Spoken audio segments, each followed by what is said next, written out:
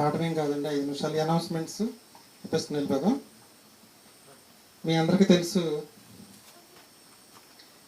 మన సంఘంలో ఉన్న సభ్యులకి ప్రతి నెల 5,000 రూపాయలు ఇస్తాం. మీ అందరికీ తెలుసు. 2024 సంవత్సరం జనవరి ఒకరికి ఇచ్చాం, ఫిబ్రవరి ఒకరికి ఇచ్చాం, మార్చి ఒకరికి ఇచ్చాం, ఏప్రిల్ కూడా ఇచ్చేస్తాం. వచ్చేది మే ఫస్ట్ 5,000, జూన్ ఫస్ట్ 5,000 కలిపి జూన్లో ఎగ్జామ్ జరిగిద్ది కదా, విశ్వాస గృహములకు చేరిన వారికి వెళ్తాయి, బయట వాళ్ళకి ఎవరికి వెళ్ళవు కదా. అక్కడికి మే జూన్ అయిపోద్ది. జూలైలో 5,000, ఆగస్టులో 5,000 కలిపి ఆగస్టులో మనకి సెకండ్ బ్యాచ్ ఎగ్జామ్ జరిగింది. వాళ్ళకి మనిషికి 1,000 రూపాయలు చొప్పున ఎంతమంది రాస్తే అంతమందికి ఇచ్చేస్తాం. ఎక్కడికి అయిపోయింది, ఆగస్ట్ అయిపోయింది. తర్వాత సెప్టెంబర్ 5,000, అక్టోబర్ 5,000. అప్పుడు మన సంఘంలో ఎవరికి అవసరం ఉందో వాళ్ళకి ఒక 2 కుటుంబాలకి ఇవ్వడం జరిగింది. నవంబర్ 5, డిసెంబర్ 5 కలిపి 10,000. డిసెంబర్లో ఎగ్జామ్ జరిగింది కదా, ఎగ్జామ్లో ఇచ్చేయటం అనేది జరిగింది. అంతా మీకు తెలిసిందే. అదేవిధంగా ప్రతి యాన్యువల్ డేకి మనం ఒక కుటుంబానికి 10,000 రూపాయలు ప్రతి సంవత్సరం సహాయం చేస్తున్నాం. అది మనం జూన్ నెలలో చేస్తామండి. అలాగే జూన్ నెలలో నోట్స్లు పంపిణీ చేస్తాం. డిసెంబర్ నెలలో ప్యాడ్, పెన్లు ఏదైనా ఉంటారంటే స్టేషనరీ ఇవ్వటం అనేది జరుగుతుంది. ఇదంతా కలిపి ఒక 1,00,000 రూపాయలు పైగానే అవుతుంది. దీని అంతటికి మీరు సహాయ సహకారాలు అందిస్తున్న వారందరికీ ప్రత్యేక ధన్యవాదాలు. అదేవిధంగా మనం చేసే సహాయం దేవుడు ఖచ్చితంగా భూమి మీద పరలోకంలో కూడా అనుభవించే భాగ్యం కూడా ఇస్తాడు. ఇహమందు పరమందు 100 రెట్లు సహాయాన్ని దేవుడు ఇస్తాడు. మనకు స్పెషల్ నోట్ ఏంటంటే, టీవీ కానీ కామెడీ ప్రోగ్రామ్ జబర్దస్త్ కానీ సీరియల్స్ కానీ చూసేవారికి నెక్స్ట్ వీక్ ఏం జరిగిద్దో ముందు వారం ఏం చేస్తారు, ప్రోమో వేస్తారు. నిజమేనా కదా, అంచనా మొక్క వేస్తారు. ఖచ్చితంగా ఏం చేస్తారంటే వాళ్ళు ఆ వారం రోజులు దాన్ని చూడాలి అనుకుంటారు. అలాగే 2025 సంవత్సరం జరిగే మన 2 సెమినార్లు ప్రోమో చెప్తాను. ఇప్పుడు సంవత్సరం ముందు చెప్పేస్తున్నాను నేను, పొద్దున్న చెప్పాక కావ్యతో చెప్తున్నాను. పాఠం పేరేంటంటే, నిన్ను వల్లే నీ పొరుగు వారిని ప్రేమించండి. క్రైస్తవ సహోదరులు అందరూ చెప్పే మాటే. ఎలా ప్రేమించాలో ఎవరికి తెలియట్లేదు. దాన్ని 2 భాగాలు, 6 నెలలు ఒకటి, 6 నెలలు ఒకటి. మొదట 6 నెలలు ఏంటంటే, నిన్ను వల్లే నీ పొరుగు వారిని ప్రేమించుట ఎలా, 100% గ్యారంటీగా. ఎలా? మన ఆదివారం నైట్ చెప్పాను మీకు, 66 పుస్తకాల్లో ఒక్కొక్క పుస్తకం ఒక వచనంతో సమానం. 66 వచనాలని కలిపితే ఒక వచనంతో సమానం. ఒక పుస్తకం 66 పుస్తకాలు, 66 వచనాలు. ఆదికాండం తీసుకుంటే ఒక వచనమే మనకు కావాలి, దాంట్లో యోబు గ్రంథం తీసుకుంటే ఒక వచనమే కావాలి. ఈ 66 పుస్తకాలు 66 వచనాలు ఒక చాటు చేరిస్తే వచ్చేదే ఒక వచనం. ఆ ఒక వచనం ఏంటంటే, నిన్ను వల్ల నీ పొరుగువారిని ప్రేమించడం. అది మొదట 6 నెలలు. తర్వాత 6 నెలలు నిన్ను వల్లే నీ పొరుగువారిని ప్రేమించవద్దు. అదేంటి,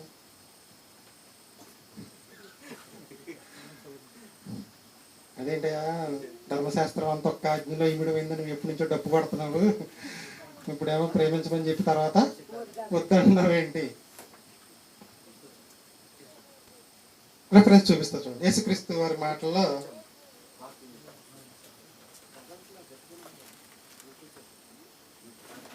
మత్తయి సువార్త 4:3-4 వచనాలు. మత్తయి సువార్త 4వ అధ్యాయం 3-4 వచనాలు. ఎవరినైనా అడగండి, ధర్మశాస్త్రం అంతా ఒక్క ఆజ్ఞలో పెట్టేశారండి, ఈ ఒక్క ఆజ్ఞ మనం పాటిస్తే పరలోకం వెళ్ళిపోతాం అంటారు. అదే మనం చెప్తే ఇంకా పరిశోధన ఏముంటుంది, ఆల్రెడీ వాళ్ళు చెప్పేసింది మీరు చెప్పారండి అంటారు. చూడండి, మత్తయి సువార్త 4:3, 4వ అధ్యాయం 3వ వచనం. చదువుతాను, నేను చెప్పేసాను. శోధకుడు వచ్చి 12:31 చూడండి. సారీ, మత్తయి సువార్త, మార్కు సువార్త చూడండి 12:31.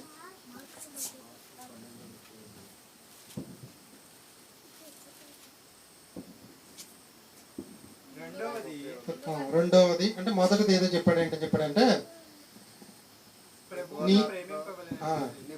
నీ పూర్ణ హృదయంతో, పూర్ణ ఆత్మతో, పూర్ణ మనసుతో, పూర్ణ వివేకంతో నీ తండ్రి అయిన దేవుణ్ణి ప్రేమించాలి. రెండవది ఏంటంటే నిన్ను వల్ల నీ పొరుగు వారిని ప్రేమించాలి. ధర్మశాస్త్రం మొత్తానికి ఈ 2 ఆజ్ఞలు మిళితమై ఉన్నాయని యేసుక్రీస్తు బతుకుండగా చెప్పాడు.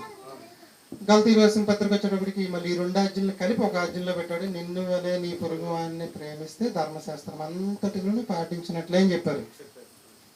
ఇప్పుడు నేనేం చెప్తున్నానంటే మొదటి 6 నెలలు ఇదే చెప్పుకొచ్చి ప్రోమో అని చెప్పాను, మీకు చిన్న మొక్కే చెప్తాను అంతే. తర్వాత 6 నెలలు ప్రేమించవద్దు అని చెప్తున్నాను. మరి ప్రేమించవద్దు అంటే ఏం చేయాలి? ఏదో ఉంది. ఇప్పుడు నిన్ను వల్లే నీ పొరుగు వారిని ప్రేమించు అనేది పాత ఆజ్ఞ, కొత్త ఆజ్ఞ చెప్పండి నాకు. ఆజ్ఞ పాతదే. ఎప్పుడు పాతదే? ఎప్పటిదో. కొత్త నిబంధనలో కొత్త ఆజ్ఞ ఉందంట. అర్థమైందా మీకు? ధర్మశాస్త్రం మొత్తం ఒక ఆజ్ఞలో పెట్టాడు. ఆజ్ఞ పాటిస్తే పరలోకం. ఓకే, పార్ట్ 1 అయిపోయింది. పార్ట్ 2లో తర్వాత 2025 టైటిల్ ప్రోమో ఇది. నిన్ను వల్లే నీ పొరుగు వారిని ప్రేమించొద్దు. ప్రేమించొద్దు అంటే ఏదో చేయమంటున్నాడు. ఏం చేయమంటున్నాడు అంటే ఒక కొత్త ఆజ్ఞ అనేది యోహాను సువార్త చూడండి. సింపుల్గా ఒక ముక్కలు అయిపోద్ది, టైం అయిపోయింది కాబట్టి. యోహాను సువార్త 13:34. చాలా జాగ్రత్తగా నేర్చుకోవాలండి వాక్యాన్ని. ఉదయం మీకు వాక్యం నేర్పించే తరగతులతో పాటు ఒక 12 తరగతులు కూడా నిర్వహించాలని నేర్చుకున్నాం. వీడియోలన్నీ అప్లోడ్ చేసేసారు. ఈ క్రైస్తవుడు ఏమేమి నేర్చుకోవాలో పెట్టాను, యూట్యూబ్లో పెట్టాను. ఇంటికి వెళ్ళిన తర్వాత అందరూ కొంచెం మనసు పెట్టి వినండి. అవసరమైతే నోట్స్ కూడా రాసుకోండి. యోహాను సువార్త 13:34. మీరు ఒకరినొకరు ప్రేమింపవలనని మీకు కొత్త ఆజ్ఞ ఇచ్చుచున్నాను. నేను మిమ్మల్ని ప్రేమించినట్లే మీరును ఒకరినొకరు ప్రేమించుకోండి. అర్థమైందని అనుకుంటున్నా. అర్థం అవ్వలేదా? ఏమర్థమైంది చెప్పండి. అంటే పొరుగువారిని ప్రేమించక్కర్లేదుగా.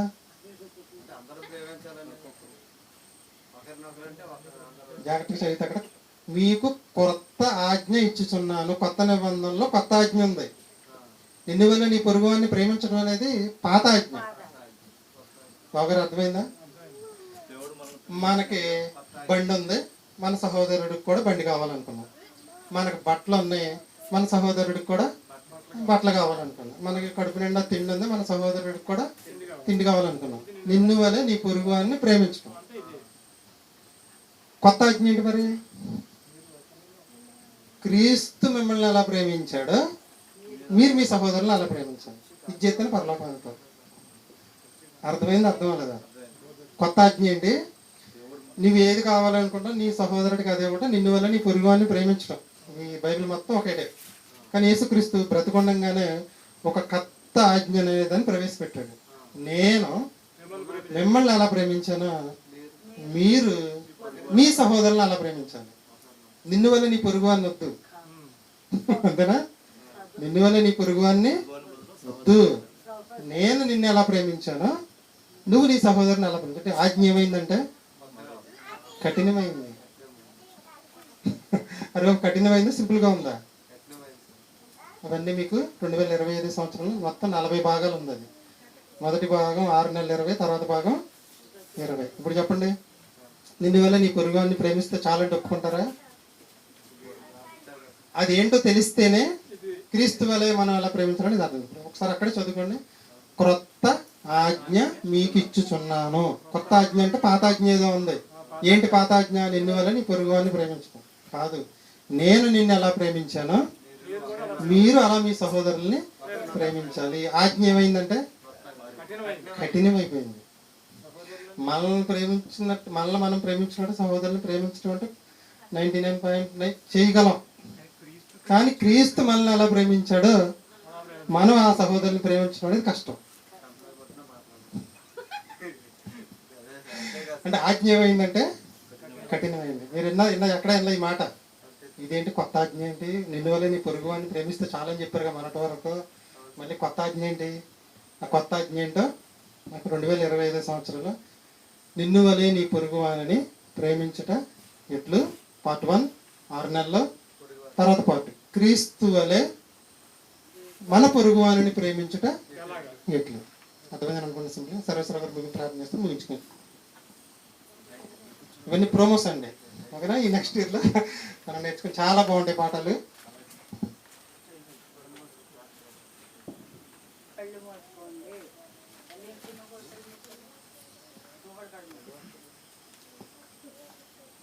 ప్రియమైన దేవుని పిల్లలు, ఇప్పటివరకు 2 మంచి సబ్జెక్టులు మనం విన్నాము. మృగము వలె చీల్చివేసే దైవం అంటే ప్రేమామయుడు, కరుణామయుడు, దయామయుడు అని చెప్పుకున్న క్రైస్తవుల ఆలోచనలకి ఇది ఎలా ఉంది? వ్యతిరేకంగా ఉంది. అంటే ప్రేమామయుడు, కరుణామయుడు, దయామయుడు అనుకుంటూ మనం క్రైస్తవులను చెప్పుకుంటూ పాపంలో బతికేస్తే ప్రేమామయుడు అన్నిటినీ క్షమించేస్తాడా? మరి వాళ్ళు అతను చెప్పిన మాట ఎలా ఉంది? చీల్చేస్తాడంటే ఇటువంటి భయం అవసరమా కాదు? ఇప్పుడు దేవుడు చీల్చేస్తానన్న మాట ఎందుకన్నాడు? నేను ఒకసారి తప్పు చేసినా, 2 సార్లు తప్పు చేసినా మీకు సమయం ఇస్తున్నాను. ఆ సమయంలో మీరు దిద్దుబాటులోకి వస్తే, తప్పు తెలుసుకొని పాపాన్ని విడిచిపెడితే మళ్ళీ మిమ్మల్ని నేను కనికరిస్తాను, లేకపోతే చీల్చివేస్తాను. అంటే ఆనాడు ప్రవక్తల్ని చీల్చివేసిన దేవుడు ఈ రోజున క్రైస్తవులుగా నామకార్థంగా మనం బ్రతికినట్లయితే ఈ రోజున కొత్త నిబంధన కాలంలో మనం దేవుడికి దూరం అయిపోయే పరిస్థితులు, అటువంటి బాధలు, అటువంటి ఇబ్బందులు, అటువంటి పొజిషన్లోకి వెళ్ళిపోతామని హెచ్చరిస్తుందండి వాక్యం. అలాగే సొలొమోను గురించి హరిబాబు చెప్పాడు, అది చాలా చాలా బాగుంటుందండి. సొలొమోను గారు అసలు అంత జ్ఞానం కలిగిన వ్యక్తి. అసలు ఆయన నాకేంటి అనుకున్నాడండి, అంతే కదా? ఏమండి 1000 మంది భార్యల్ని చేసుకున్నాడు అంటే బైబిల్లో ఒక మాట రాయించాడండి. ఏమంటే కామాతురత గలవాడే మోహించి చేసుకున్నాడంట. దేవుడికి సన్నిహితుడే, జ్ఞానం ఉంది. ఈ జ్ఞానంతో వీళ్ళందరినీ హ్యాండిల్ చేయాలనుకున్నాడా? అనుకున్నాడు. కాకపోతే వాళ్ళ వల్ల ఏమైనా మార్చబడ్డాడు. ఇప్పుడు వాళ్ళని సరి చేయాలి, భార్యల కింద నడిపించాలని ఈయన అనుకుని ఉండొచ్చు, కానీ చివరికి ఏమయ్యాడు? ఆయన తప్పిపోయాడు. అంటే మనం ఎంత జ్ఞానం సంపాదించినా ఒక బలహీనత ఉంటే, సొలొమోను గారు ఒక బలహీనతే కదా, కామాతురతతో అంతమందిని పెళ్లి చేసుకుని అంత జ్ఞాని, బైబిల్లో 3 పుస్తకాలు రాయించిన దేవుడు మరి ఎంత గొప్పగా అతని చరిత్ర గురించి రాయించినప్పటికీ కూడా సొలొమోను గారి గురించి మనం నేర్చుకోవాల్సింది ఏంటంటే, మనం ఎంత జ్ఞానాన్ని సంపాదించుకున్నా ఒక బలహీనత, ఆయనకున్న బలహీనత కామాతురత, ఇంకొకరికి ఇంకొక బలహీనత. ఎన్ని గొప్పగా మనం బైబిల్ నేర్చుకుని చెప్పగలిగినా సరే ఒక బలహీనతలో పడిపోయే ఆ ప్రమాదం ఉందని ఆయన ద్వారా మనం నేర్చుకున్నాం. సొలొమోను గారి చరిత్ర మనకు చెప్పేది ఏంటంటే, ఒక బలహీనతగానే మనకు ఉంటే ఎంత గొప్ప భక్తుడిగా నువ్వు బ్రతికిన చివరి దశలో పడిపోయిన పరిస్థితులు సొలొమోను గారి గురించి మనం అసలు ఆయన వైభవం అండి. బైబిల్ చరిత్ర మొత్తంలో చూసిన అంతటి వైభవం కలిగిన వ్యక్తి ఎక్కడా కనిపించలేదు. అటువంటి వ్యక్తి అనుభవపూర్వకంగా రాసిన మాటలండి. తర్వాత భార్యలతో తిప్పబడ్డాడు, తర్వాత తప్పు తెలుసుకొని మళ్ళీ యథార్థమైన స్థితిలోకి వచ్చి మరి మంచివాడిగా దేవుని దృష్టిలో అంగీకరించబడ్డాడని మనం నేర్చుకున్నాం. మరి అటువంటి మాటలన్నీ మనం వింటున్నాం కాబట్టి ఎటువంటి బలహీనతల్లో కూడా మనం పడిపోకుండా మన భక్తిని, యథార్థతను కాపాడుకుంటూ మరి చీల్చివేస్తానన్న దేవుడి మాటను కూడా మనం దృష్టిలో పెట్టుకుని ఏదో బతుకుతున్నాం, నామకార్థంగా క్రైస్తవులంగా దేవుడి బిడ్డలుగా మనం జీవిస్తున్నాం అని కాకుండా విన్న మాటల ప్రకారంగా మనం జీవించగలిగితేనే మనం పరలోకం. ప్రార్థన చేసుకుందామండి. మహాపరిశుద్ధుడా, పరలోకమందున మా కన్న తండ్రి, ఇప్పటి వరకు నాయన నువ్వు లోకముని ఎంతో ప్రేమించి నాయన సమస్తాన్ని కలిగించి నీ పిల్లలుగా మనకు అనుగ్రహించావు తండ్రి. అటువంటి నాయన నీకు కూడా తండ్రి నీ పిల్లల పట్ల నాయన నీవు చెప్పినట్లుగా బ్రతకకపోతే ఆయన చీల్చివేసే పరిస్థితి కూడా నాయన నువ్వు వ్యక్తం చేసావు తండ్రి. అటువంటి మాటలు వింటున్న మేము భయపడాలి తండ్రి. మాకు కావాల్సింది భక్తి కాదు కానీ భయముతో కూడిన భక్తి మేము కలిగి ఉండాలి నాయన. అటువంటి భక్తిని కలిగి విన్న మాటల ప్రకారంగా మేము జీవించి నీవున్న పరలోకం చేరే భాగ్యం మా అందరికీ అనుగ్రహించమని ప్రార్థిస్తున్నాం తండ్రి. అలాగే నాయన మరి పిల్లలు నాయన నేర్చుకున్న మంచి నాయన బైబిల్ తరగతుల్లో నాయన వాళ్ళకి మంచి జ్ఞానాన్ని ఇచ్చి ఈ అవకాశంలో ప్రతి ఒక్కరు కూడా మా పిల్లల్ని నాయన మరి పెంచి పెద్ద చేసే పరిస్థితులు మాకు దయచేయమని. లోకం పరిస్థితులు చూస్తే నాయన చాలా భయంకరంగా మరి నాయన చెడిపోతాక అనేక మార్గాలు ఉన్నాయి తండ్రి. బాగుపడాలంటే నాయన ఇదే మార్గం తండ్రి. ఇటువంటి మార్గంలో మా పిల్లల్ని నీ జ్ఞానంతో పెంచి పెద్ద చేసి నీకు ఉపయోగపడేటట్లుగా నేను సంతోషపెట్టే బిడ్డలుగా వాళ్ళని పెంచగలిగే జ్ఞానం మాకు కూడా దయచేయమని ఈ ప్రార్థన యేసుక్రీస్తు వారి నామములో ఈ ప్రార్థన అడిగి వేడుకుంటున్నాము తండ్రి. ఆమేన్. మన తండ్రి అయిన దేవుని దయ, కుమారుడైన యేసుక్రీస్తు వారి కృప, పరిశుద్ధాత్మ దేవుని సహవాసము సదాకాలం మనందరికీ తోడుగా ఉండి నడిపించును గాక. ఆమేన్.